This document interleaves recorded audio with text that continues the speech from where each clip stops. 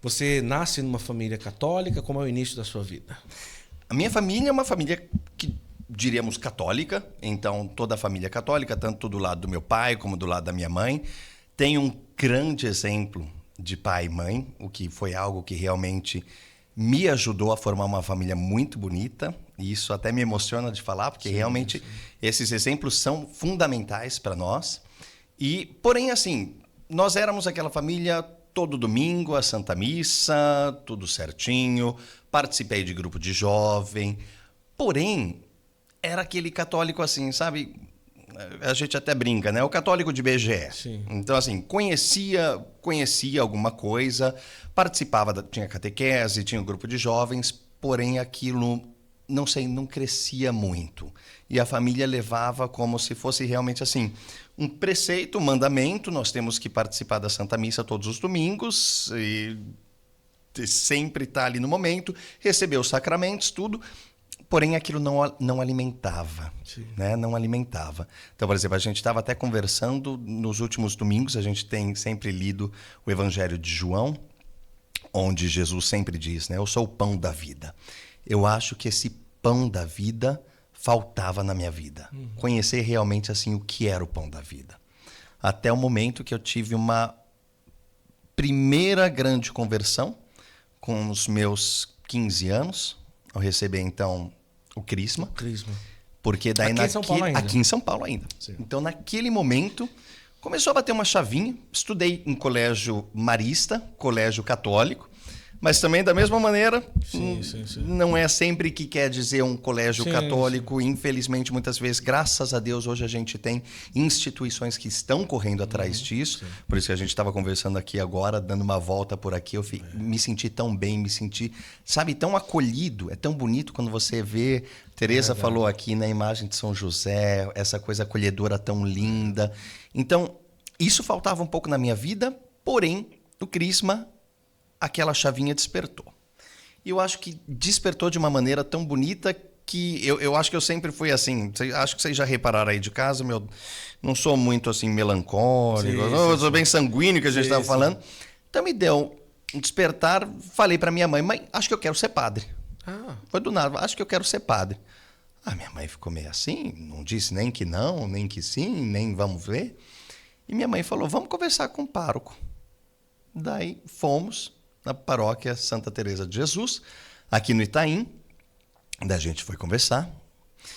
E o nosso querido padre virou para mim e falou assim, olha, Vinícius, daqui 2 anos a gente conversa. Olha só. Foi só isso. Daqui 2 anos a gente conversa. Vamos ver se realmente, se esse amor, se essa chama, ela continua aí. E eu dou graças a Deus por essa resposta, porque, lógico, esse não foi o caminho que Deus escolheu para mim. Então, através, lógico, do sacramento do matrimônio, dessa vida em família, sem dúvida alguma, esse foi o meu caminho, mas aquilo sempre batia um pouquinho na minha vida, como levar. Então, assim, A música já estava presente como jovem, não? A música já sempre esteve presente. Mas família ou de você mesmo? De mim. Os meus pais são médicos. Então, mas isso foi uma coisa muito legal. Nenhum dos dois, assim, forçou alguma coisa. Não, você vai ser médico? Não, nada. E eu sempre comecei tocando, acho que o que todo garoto brasileiro toca. Era o violão, era a bossa nova, MPB. Daí chegou uma época que foi pro rock, todo pro garoto, blues. talvez na sua época. Porque hoje o garoto que pega o violão, para ele pegar um bossa nova, vai ser uma raridade praticamente, né? Todo garoto, uma bossa nova, um MPB, não é muito que a gente tem visto por aí, não. O garoto hoje vai lá, um Tom Jobim, por exemplo, não é. Infelizmente não. Mas daí comecei a tocar. Daí eu lembro que a gente tem a história de conversão de vida e eu tenho a história de conversão também na música. Que daí foi um dia que meus pais foram viajar e a gente estava em casa com meus tios e eu lembro que eu já tinha assistido todos os DVDs possíveis, todos os filmes possíveis em casa. E minha mãe tinha um DVD lá que chamava Amadeus. Mas eu, na minha inocência, olhava aquele DVD, eu falava, não, esse DVD eu não vou ver, não me apetece, acho que não vai ser legal esse filme. Só que naquela noite, uma sexta-feira, sexta pro sábado podia acordar tarde, eu olhei assim 3 horas de filme. Uau. Eu falei, vou ver esse filme. Eu coloquei o filme, era umas 11 horas da noite. Eu não conseguia dormir. Assisti o filme inteiro. E o filme, quem não conhece esse filme, vale muito a pena assistir. Amadeus. É a história de Mozart. Então ele conta um pouquinho da história, bem uma caricatura e tudo, mas é uma história muito legal. E eu lembro que quando terminou o filme, eu também não conseguia dormir. Porque aquilo, quando eu olhei, eu falei assim, é isso que eu quero fazer na minha vida. Exatamente, é esse caminho, esse estilo de música, essa é a minha vida. E daí, no outro dia, eu acordei, liguei para um amigo meu, Rafael, falei, Rafael, tua avó dá aula de piano ainda? Ele falou, cara, lógico que dá. Eu falei, tá bom, então já quero marcar com ela, me passa o telefone que eu quero marcar. Daí comecei a aula de piano. E a partir daí foi essa conversão na música. Mas quando você olhou, você disse, tá, eu quero ser maestro ou eu quero ser músico? No começo eu queria ser exatamente o que Mozart fazia.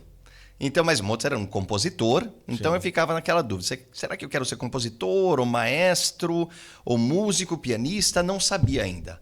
Mas daí tudo foi encaminhando até ser maestro, até ser regente. Caramba, que da hora, hein? Caramba, com, sei lá, 17 anos você assistiu esse DVD, mais ou menos? Não, com 15. 15 anos. 15 anos. 15 anos.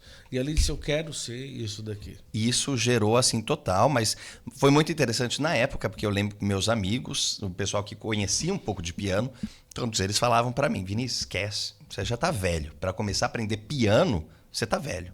Então vai, continua aí, faz outra coisa. Mas naquela minha cabeça eu falei assim, de maneira alguma, é isso que eu quero, é isso que eu vou querer fazer. E isso fica até um exemplo aí para todo mundo, Olha né? só. Porque tem muita gente que fala, não, para você poder aprender um instrumento, você tem que começar desde novo. Não é bem assim, não. Na vida é sempre assim. Quando nós queremos uma coisa, quando a gente quer realmente algo, isso é muito bonito, isso a gente aprende na própria Bíblia. E então a gente realmente tomar essa decisão, e essa minha decisão foi assim, não foi fácil, lógico, mas me levou, graças ao bom Deus, até onde eu estou nesse momento. Quanto tempo de piano você precisou para tocar uma peça de Mozart, da mais simples, por exemplo? Isso demorou, mas assim, a primeira peça que eu realmente comecei foram com 2 semanas. 2 semanas? 2 semanas, que é aquela ala turca. Tagaragaram, tagaragaram, Sim. tagaragaram. Sim. Mas assim, eram 8, 9 horas por dia, sentado no pianinho e ensaiando. Mas quando fala a peça, ela completa, todinha. Ela completa, Que vai mas... durar mais ou menos... Ah, não, quanto essa tempo? é curta, são 5 minutinhos. Curta? Essa é curta, não é? Puta, 5 minutinhos. Não errar nada, tá louco. Hoje em dia ninguém consegue escutar mais música com mais de 20 segundos também, não é? Caramba, que legal. Então, foi indo nessa questão até o momento que eu cheguei e falei assim, não, é isso que eu quero fazer na minha vida, então vou entrar para cursar faculdade de música, né? Nesse espaço aí, eu quero estudar música, eu quero ser pianista, eu quero ser como Mozart. Até que ponto isso daí acabou tirando um pouco o seu olhar para as coisas da igreja, para as coisas de Deus? Isso tirou muito. Isso tirou muito. Sempre assim, o mundo da música é um mundo difícil, não é um mundo fácil. Porque você tem diversos opostos. A música clássica, ela até um ambiente mais tranquilo, mais fácil. Porém, você tem muita gente no meio da música clássica que é completamente assim afastada de Deus, e Deus passa a ser até algo assim completamente longe para eles, longe do racional. Né? Não é exatamente. Então você começa a entrar nesse meio.